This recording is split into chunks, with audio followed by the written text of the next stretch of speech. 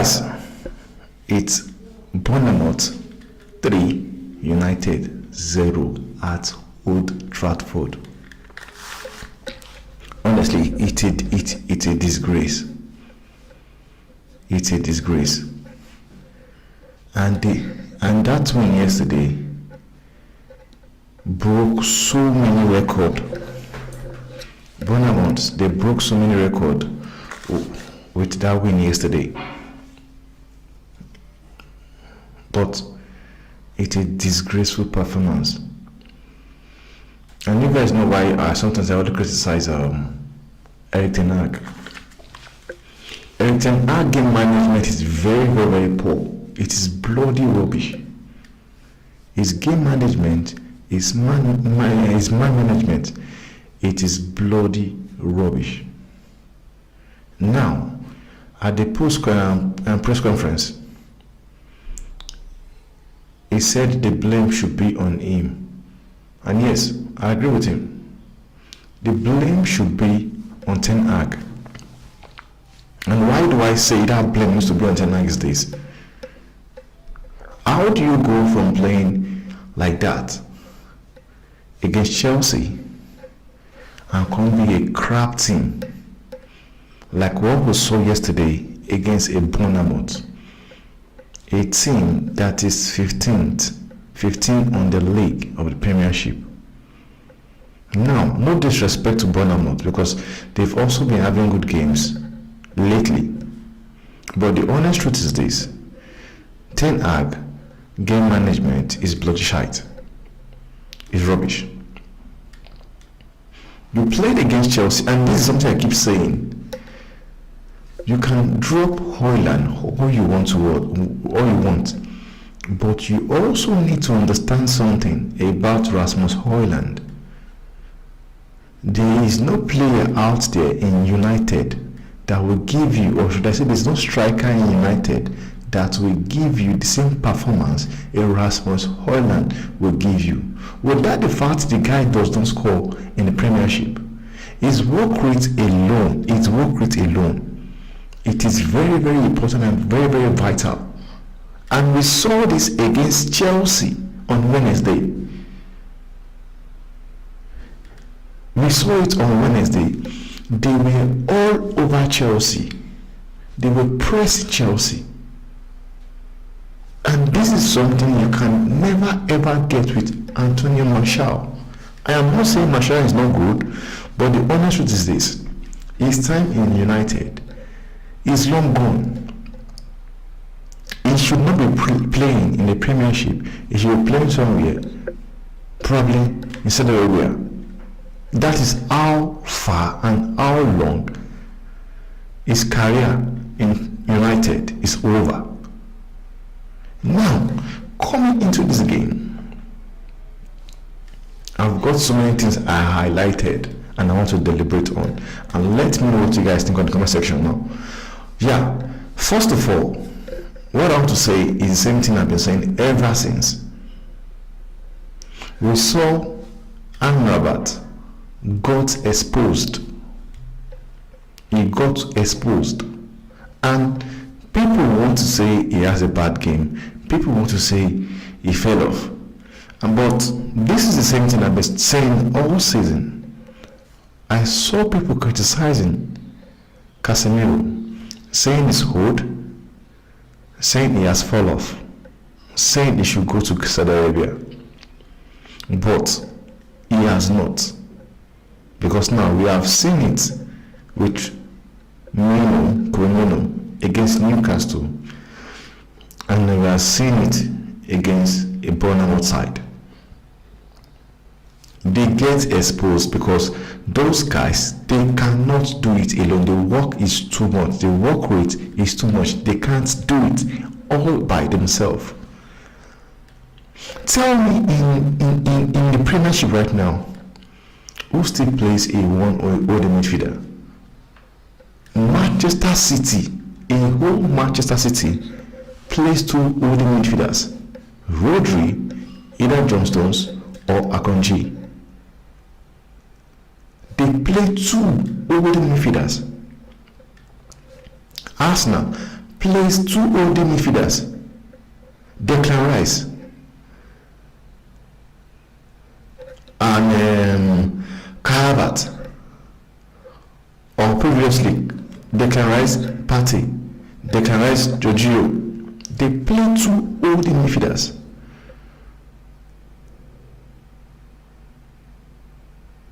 Liverpool, the same thing. Chelsea, they play two holding midfielders, Enzo Fernandez and Caicedo. Liverpool, Endo and Shlaboshlai, or Endo and what's his name, McAllister. They play two holding midfielders. Then you come to Manchester United, then they believe they're different. You are playing Amrabat. How does Amrabat survive? Minding the kind of people who are playing around him. You are playing in midfield three of Bruno Fernandes, Amrabat, and Scott McTominay. Jasper the Ghost. This guy gets exposed because he cannot do it all by himself. He gets outrun because it is just him in the midfield. You have someone like Scooby-Doo goes and wants to go and gets the goals. Bruno also goes. Now it is left alone. This guy is always left alone. Amrabat. He can't do it all by himself. He cannot. And if Ten Hag keep playing the way he's playing, he will get battered. And that is the only thing I see. He will get battered. It is not that Amrabat is not good, or Komeno is not good, or Casemiro has fallen off. It is not. It is all about the fact that those players, they are getting outrun. They are crying for help. They cannot do it all by themselves. And that is the honest truth. That is the honest truth. They cannot do it all by themselves. And you sit and act and do not recognize this or does not see this, and it beat my imagination whereby he cannot understand this fact. Amrabat gets exposed because he can't do it alone. Now, that's been said and done. Look at Garnacho. Coming to this game, Garnacho have definitely been united threats. Garnacho and Anthony. Now, when you watched the game yesterday, I watched the game yesterday. Whenever the ball is with Garnacho, there is always a 3 or 4 Bournemouth players on Garnacho. And that is how good I know it can be. And it can only improve from there.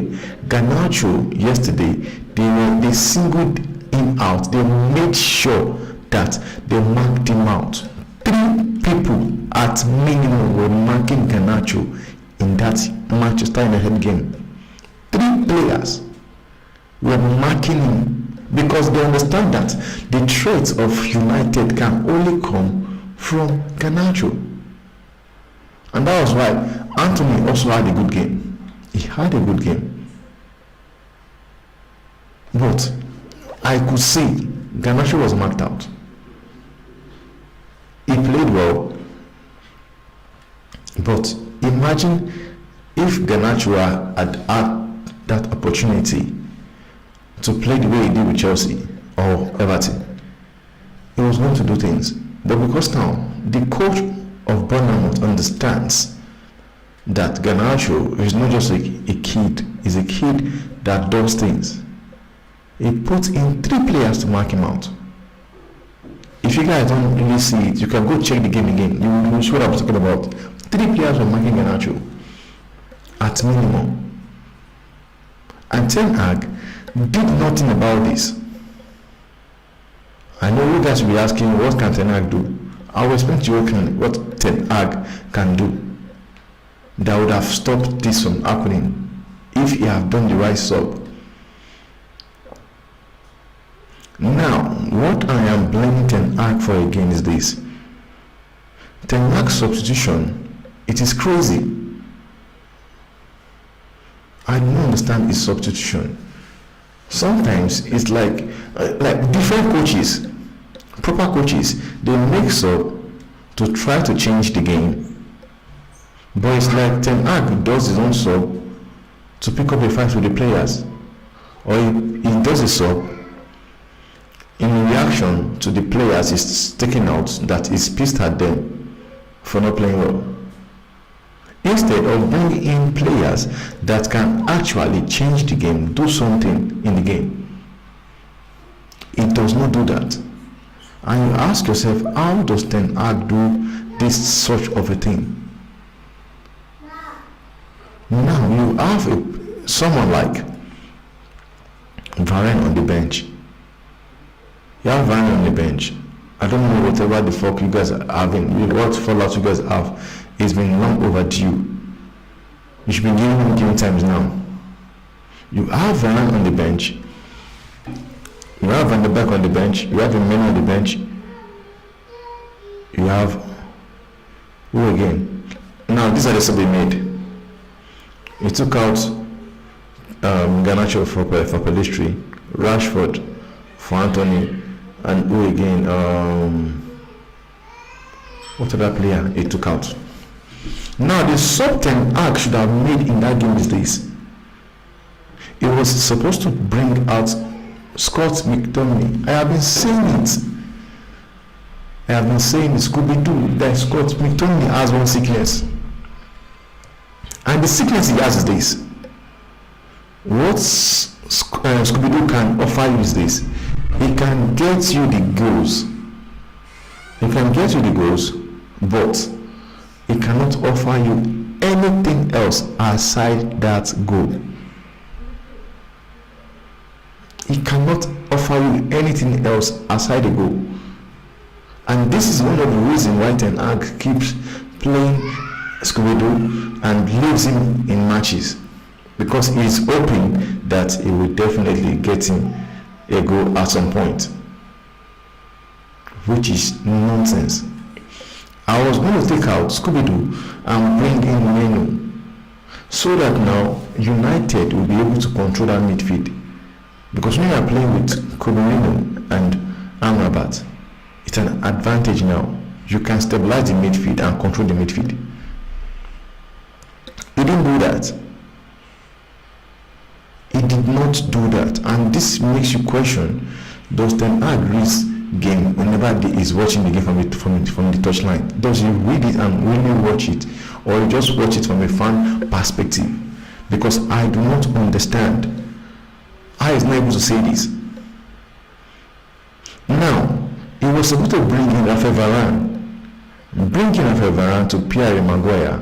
Then Luke Shaw goes back to his normal position and play as a 3. Because one thing I'll tell you guys this, Reguilon is very good, but Reguilon is the same thing as Trent Arnold. They are both terrible when it comes to defending. Attacking, they are very, very good. They've got a lot to offer you when they are going attacking. But defensively, they are bloody shite. And now, I'm not criticizing Reguilon for that. But what I'm saying is this.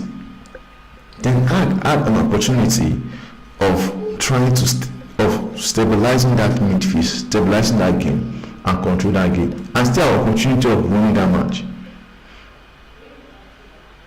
But because he is stubborn, he would not do that. He should have brought in Varane for Reguilon, whereby Varane will play Harry Maguire. Then Luke Shaw falls back to his normal position as left back. He didn't do that. He was supposed to bring in, and you know the one that pains me the most.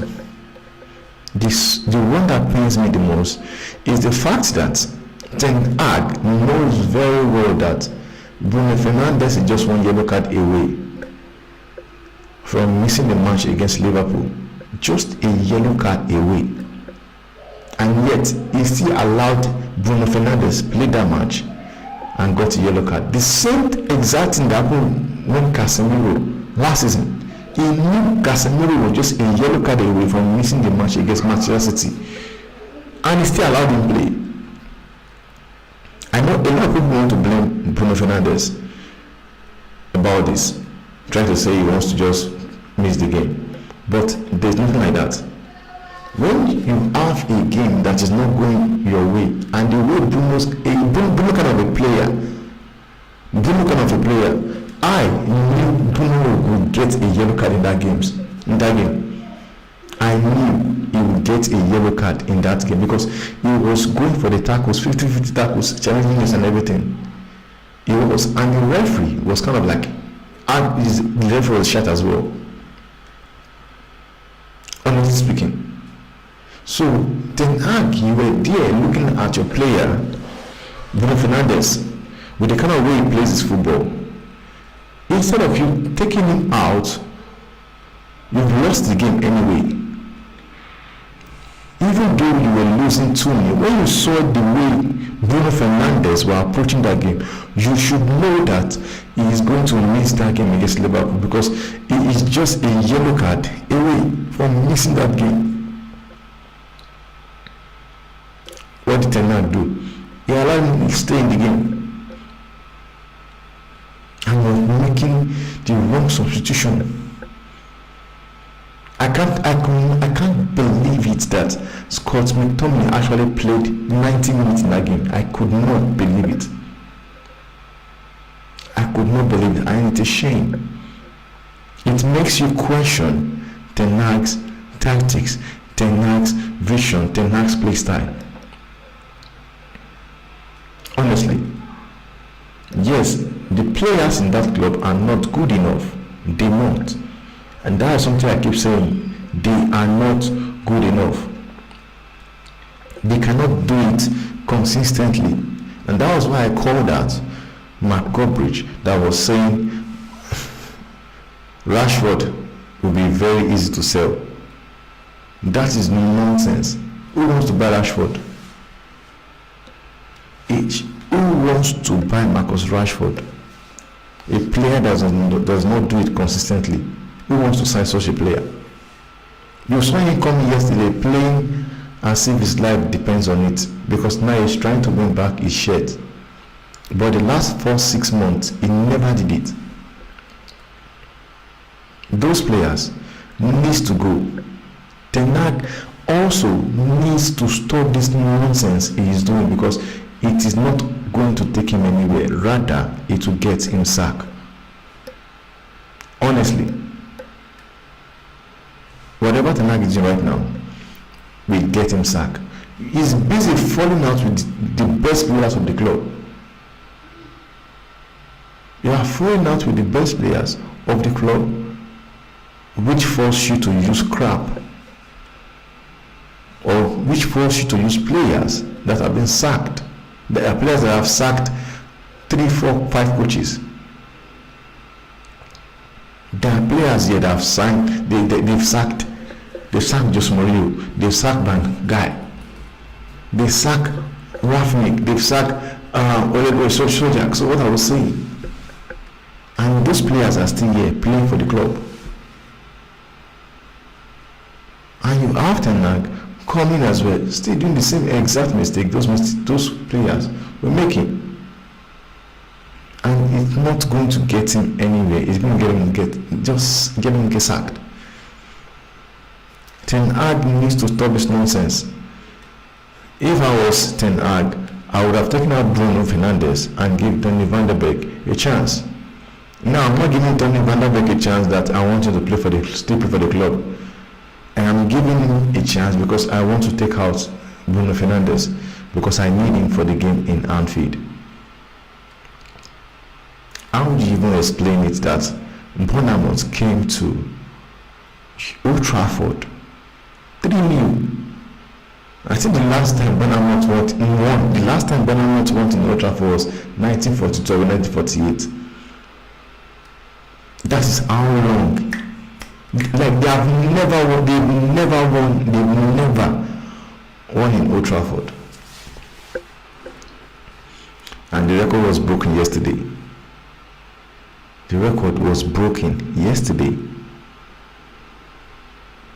Ten Hag, moving forward, Ten Hag needs to stop being stubborn. He needs needs to stop being stubborn and change whatever the hell is doing, because it is not looking good. Yes, you might tell me they are 3 points behind Manchester City, but it is not looking good. Honestly, it is not looking good. They might be 3 points behind Manchester City, but it's not looking good.